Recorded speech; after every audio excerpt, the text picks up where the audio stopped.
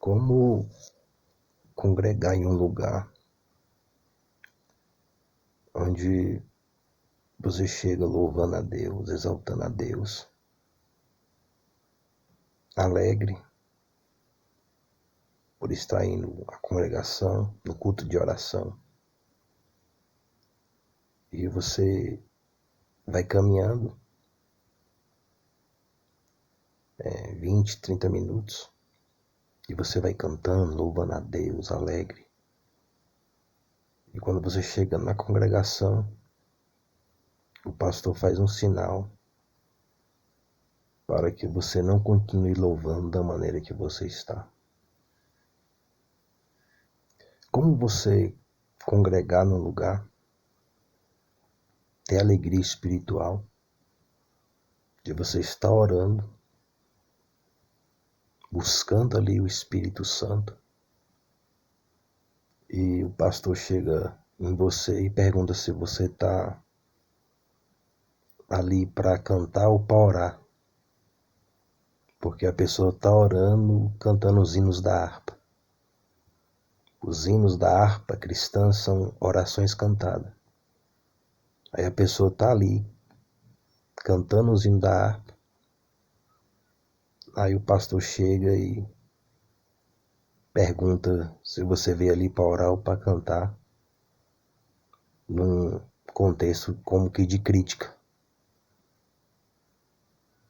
Como você congregar, está inspirado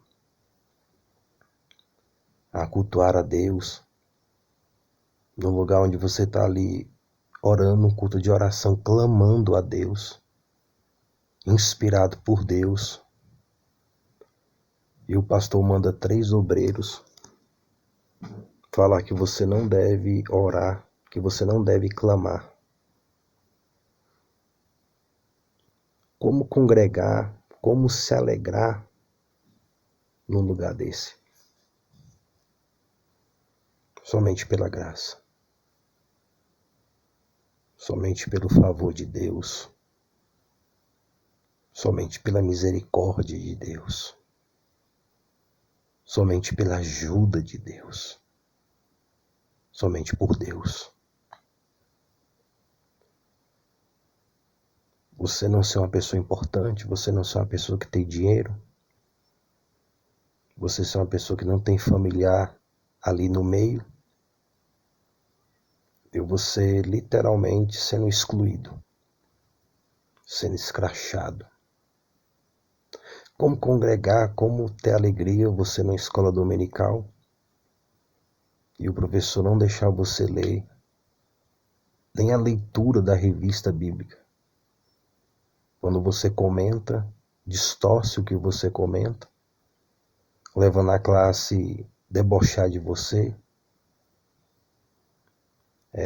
criticando aquilo que você está falando, e quando chega a noite ele vai pregar aquilo que ele estava criticando, que você estava falando como se não fosse de Deus. Você vê tudo isso. Como congregar, como ter alegria. Você está numa escola bíblica e o professor pergunta quem pode pregar aquela noite, e praticamente a turma inteira, a classe inteira citar o seu nome, e o professor fingir que não está ouvindo para não te dar oportunidade.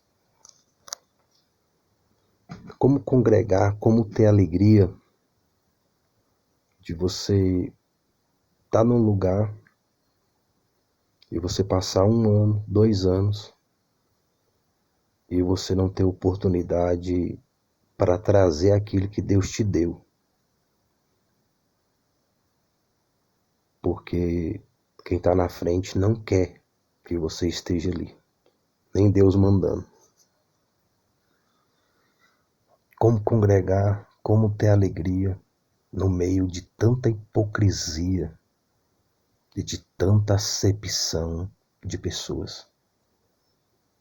Somente pela graça, somente pelo favor, somente pela ajuda do Espírito Santo de Deus. Deus nunca levou os servos dele pelo caminho mais fácil. Deus nunca levou os seus profetas, os seus discípulos, o seu próprio filho pelo caminho mais fácil. Deus sempre levou os seus servos, seus profetas, o seu próprio filho pelo caminho estreito, pelo caminho apertado, pelo caminho da rejeição, da injúria, da calúnia. Todos eles passaram pelo caminho estreito. Todos eles foram provados para saber onde realmente estavam seus corações. As pessoas escolhem o caminho largo, o caminho espaçoso, de glória, honra e louvores humanos. Elas fazem das suas decisões o seu Deus. Elas fazem das suas escolhas o seu Deus. E rejeitam a escolha, a vontade do Senhor. Tem outros que eles são inspirados ao caminho estreito, ao caminho que é apertado, da dificuldade, da luta, da aflição.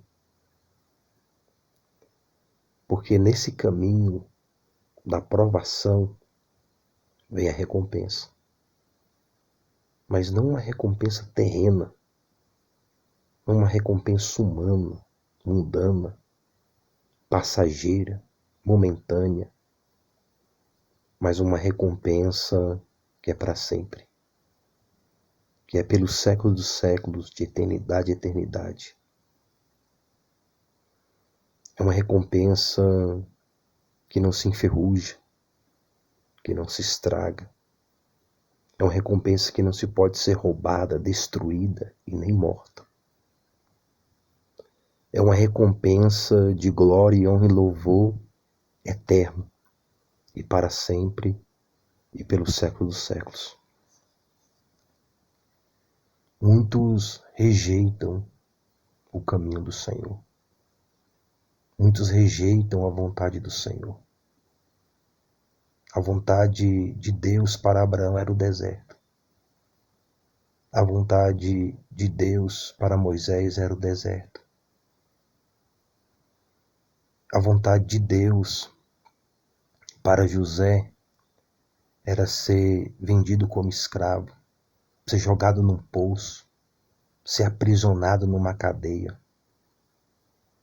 Mas lá na frente, todos eles tiveram uma grande recompensa. As promessas que Deus fez para eles estava condicionada ao caminho que eles deveriam passar. Às vezes o caminho ele não é muito bonito, mas no final desse caminho que não é tão bonito, tem algo lindo te esperando. Às vezes o caminho é bonito, mas o final é terrível. A Bíblia fala de Abraão e Ló. Ló escolheu os campos verdejantes, escolheu o caminho mais bonito, mas o final dele foi solidão, sem esposas, filhas na promiscuidade, uma geração de ímpios que nasceu através do incesto, que as suas filhas aprenderam em Sodoma e Gomorra. Agora Abraão pegou o deserto, mas no final desse deserto tinha um oásis, e veio Isaac, e de Isaac veio a sua descendência até o Cristo, e até hoje a herança de Abraão está viva. Até hoje a descendência de Abraão se multiplica e continua a crescer através da vinda de Cristo como único Senhor e Salvador da alma. Não importa se o caminho é difícil, se o caminho é áspero, se o caminho é duro. O que importa é o que tem depois do caminho. Não importa a dificuldade, mas o que vem depois da dificuldade. Não importa a prova, mas o que vem depois da prova, a recompensa. E quanto maior a prova, maior a recompensa. Quanto maior a dificuldade, maior a honra. Quanto maior as barreiras, maior a glória. Quanto mais apertado o caminho, mais louvor se tem quando se alcança a vitória. Pense sobre isso e não desista da vontade de Deus, porque o que é espinhoso hoje, amanhã será flores. Será um jardim regado e cuidado pelo Senhor. Esta vanglória toda é tão absurda, mas eu vou continuar. Vou contar-lhes das visões que tive e das revelações do Senhor. Há 14 anos eu fui levado para visitar o céu. Não me perguntem se meu corpo estava lá ou se apenas meu espírito, porque eu mesmo não sei. Só Deus é quem pode responder isso.